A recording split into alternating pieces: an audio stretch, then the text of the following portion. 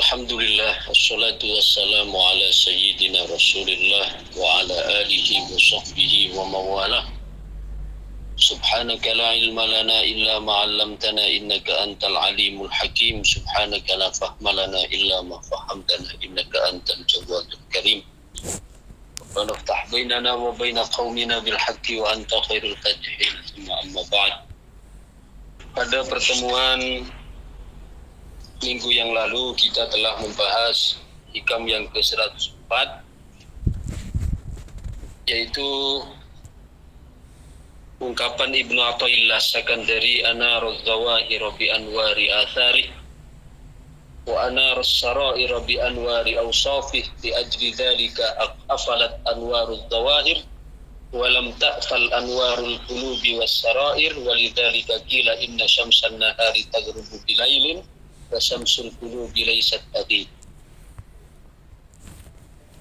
Jadi Allah Subhanahu wa ta'ala menjadikan alam ini kelihatan secara zahir kepada kita itu adalah dengan cahaya athar, dengan cahaya jejak penciptaan Allah Subhanahu wa ta'ala. Karena sebagaimana ketika kita melihat ada tulisan, maka tulisan itu meniscayakan ada yang menggerakkan pena. Artinya adanya tulisan di sebuah kertas itu adalah jejak dari pena seorang penulis. Ini namanya anaruz zawahir bi anwari athar. Demikian juga adanya alam semesta ini yang nampak oleh kita, ada gunung, ada langit, ada bumi, ada laut, itu adalah jejak, bekas jejak dari penanya Allah. Katakanlah kira-kira. Ini gampangannya pemahaman. Wa anarus sarair bi anwari awsafi. Sedangkan Allah menerangi sarair, batin kita, batin seorang hamba, sir seorang hamba, bi anwari awsafi, dengan cahaya sifat-sifat Allah. Zahir kita hanya melihat ciptaan, okay? Zahir kita hanya melihat gunung, melihat bumi, melihat langit sebagai bekas atau jejak dari ciptaan Allah. Maka batin kita, sir kita menyaksikan terhadap sifat-sifat Allah. Ketika kita menyaksikan gunung, mata kita menyaksikan gunung sebagai ciptaan Allah. Tapi hati kita menyaksikan sifat penciptanya Allah.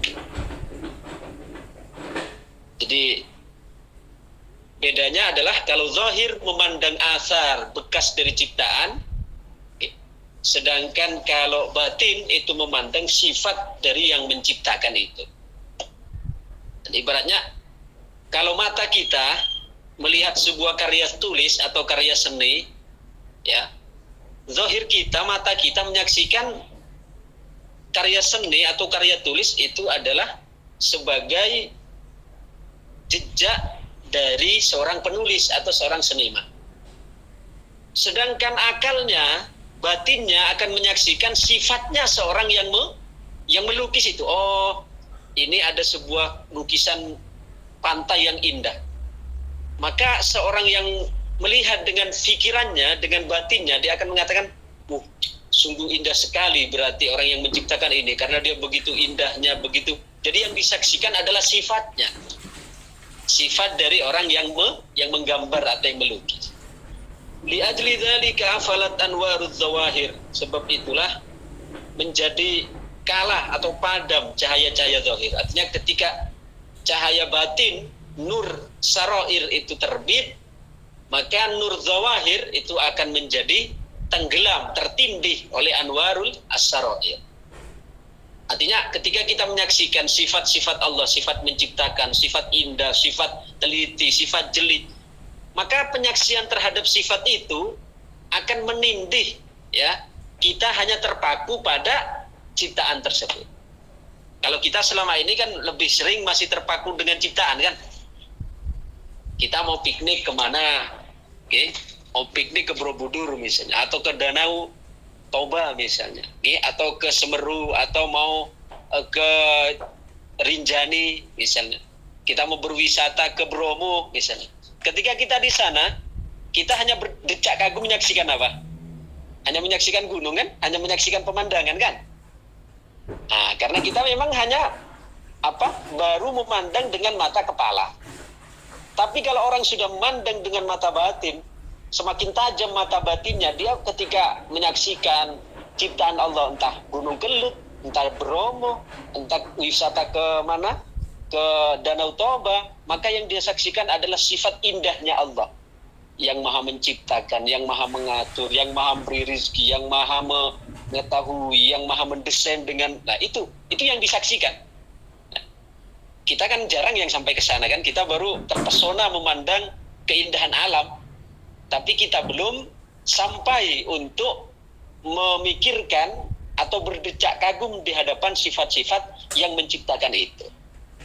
Oke, kita baru berdecak kagum melihat ciptaan.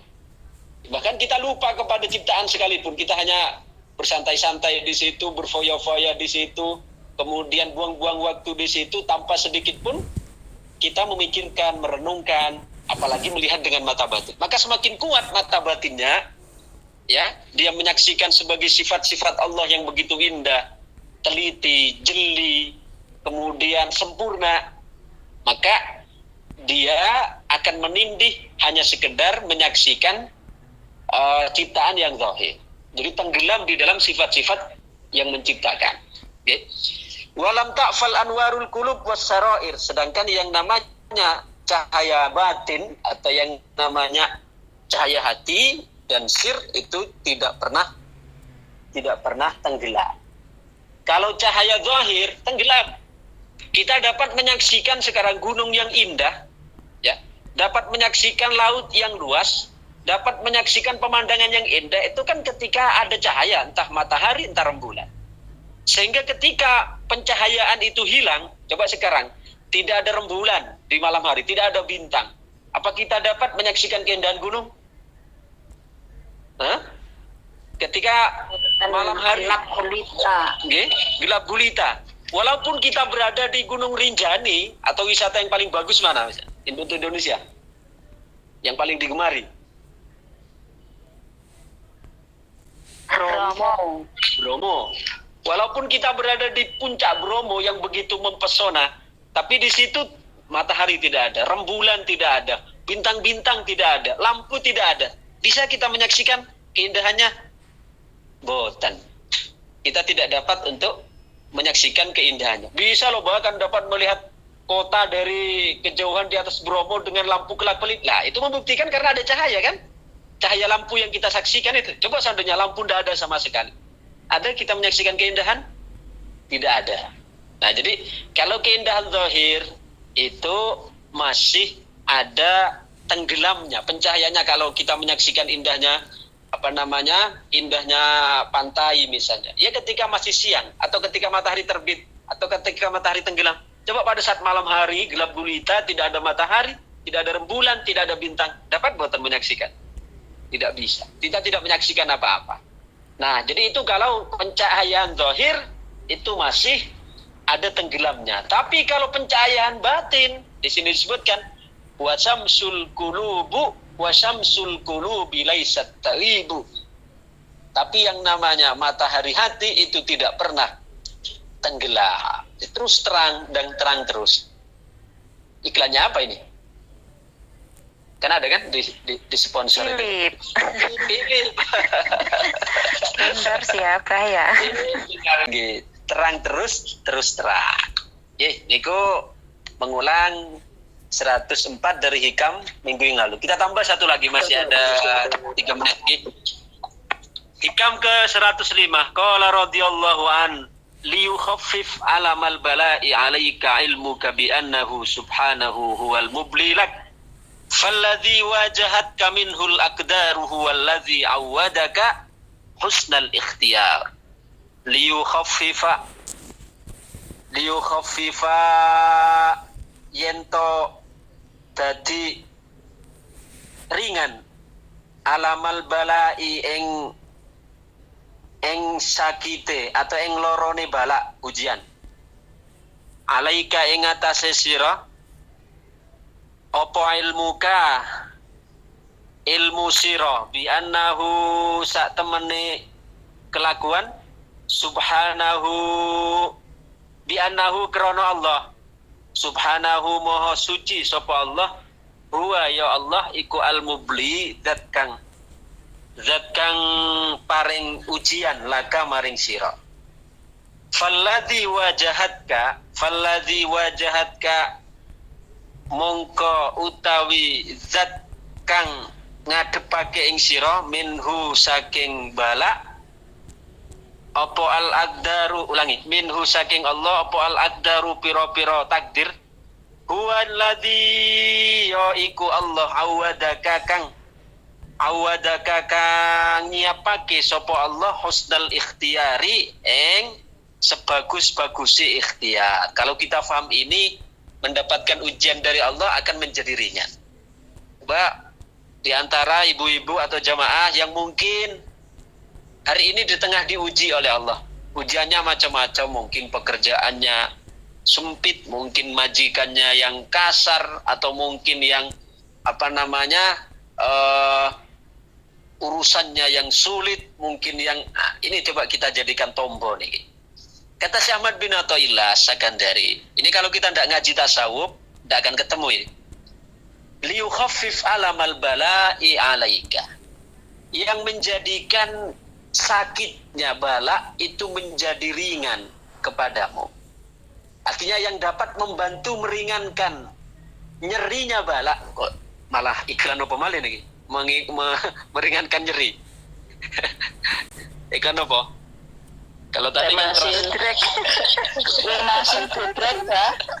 untuk meringankan nyerinya ujian. Nah, yang dapat membantu meringankan nyerinya ujian. Ujian apa saja itu?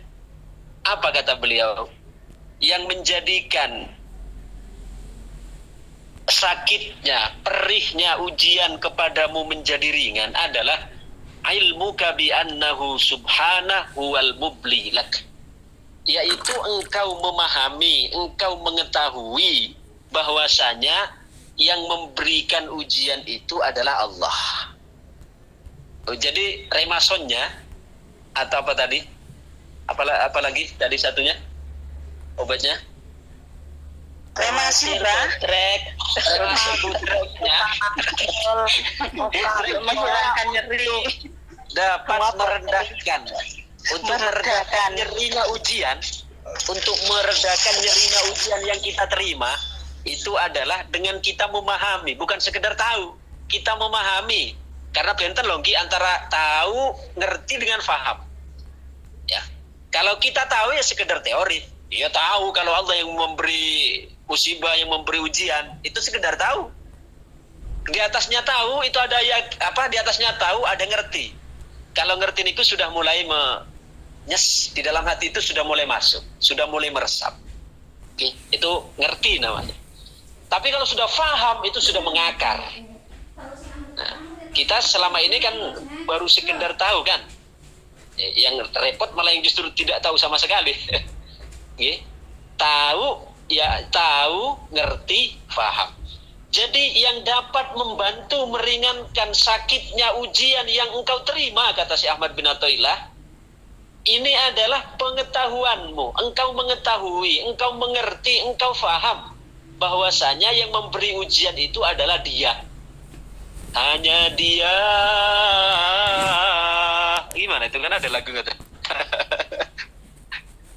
Untuk meringankan ujian yang kita terima, apapun ujian sakit, entah ujian mungkin kehilangan, ujian kita tiba-tiba menemukan apa yang tidak kita inginkan, untuk meringankan, yang dapat membantu meringankan nyerinya sakitnya bala, sakitnya ujian itu adalah dengan engkau memahami, mengerti bahwa yang memberi ujian itu adalah Dia, hanya Dia.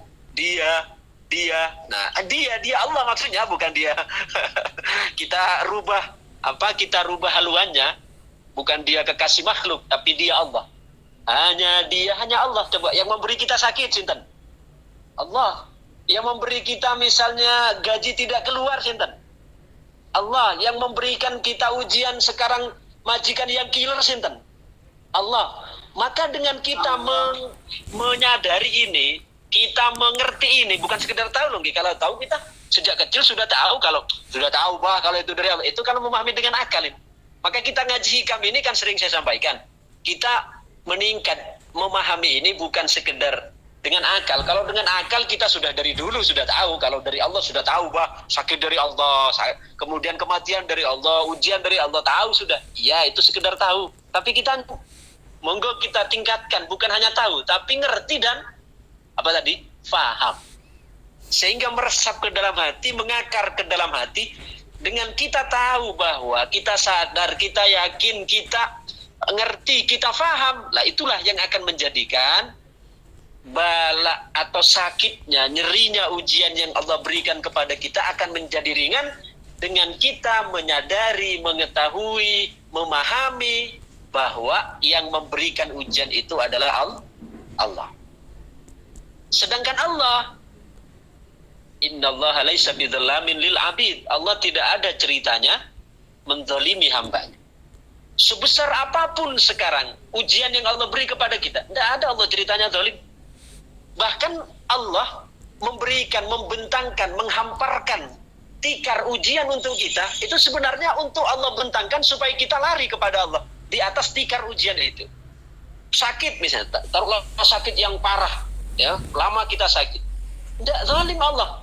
Kalau kita faham ini menjadi ringan, ya walaupun sakitnya tidak sembuh, tapi kita ada yang menjadikan pengarem-ngarmi hati lah, yang menjadikan hati kita menjadi kuat, menjadi tersupport. Yaitu apa? Walaupun kita diuji berat oleh Allah, tapi minimal Allah di situ menghamparkan ujian itu supaya kita datang kepada Allah. Coming, kata Allah, datang kemari. Di situ Allah ingin, mungkin kita ada dosa, dengan sakit tersebut Allah ingin hapus dosa-dosa kita. Mungkin, ya, kita sudah bersih dari dosa, Allah hamparkan ujian itu, entah sakit, entah bangkrut, entah apa. Dengan kita sabar, dengan kita ridho, kalau kita sudah bersih dari dosa, mungkin itu menjadi sebabnya Allah ingin meninggikan derajat kita. Loh, dengan kita faham ini, bukan sekedar tahu dengan akal lagi. Kita ngerti ini, faham ini dengan akal, dengan hati, dengan rasa, dengan sukma, dengan cita rasa ruhani, maka kita akan menjadi lebih ringan. Sakitnya bala itu akan menjadi lebih ringan, lebih enteng. Soalnya kita ngerti, faham, yang memberikan itu adalah Gusti Allah. Maka lanjutannya, falladzi wajahatka minhul aqdar huwallazi awadaka husnal ikhtiyar. Karena dia kalau tadi hanya dia gitu. Karena dia yang mengarahkan, yang menghadapkan kepadamu terhadap ketentuannya. Kita oleh Allah dimasukkan ke dalam ujian sakit, dimasukkan ke dalam ujian suami yang bawel misalnya, atau suami yang rusak misalnya, atau kita dihadapkan pada anak yang bandel.